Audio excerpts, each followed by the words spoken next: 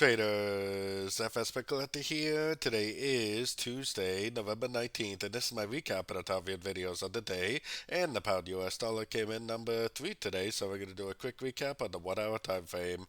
If you didn't see my full down analysis on the pound dollar from this morning, make sure you check out the video linked at the end of this video over here. But also don't forget to check out my website, fxpipcollector.com, if you'd like to get access to my swing trade setups, my daily members only live streams on Zoom, and my 34 video trading course all included for only $30 per month.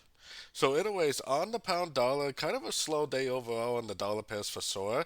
We did have a pretty nice little push down earlier this morning London session for all of the trend traders that are still looking for shorts, like me. So definitely a pretty decent little sorting opportunity today. Not a whole lot of pips available from it, but definitely not a bad move.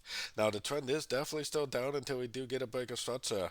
Now I'm starting to think, because this thing is stretching out into such a, corrective sideways pattern, that maybe this is the end of a wave 3 already, and maybe we're already in a wave 4. That means this would likely be a 1-2 over here.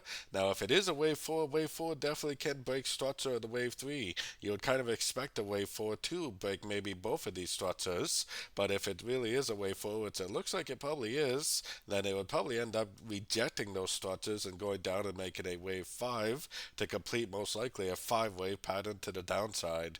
So I'm definitely still looking for shorts. I'm keeping an eye on my structure just in case it does break, but if it does break, I'm looking to see if it rejects structure for another possible sorting opportunity for the wave 5. So don't forget to join my free Discord group. It's linked over here in the corner. And as always, thank you and happy trading.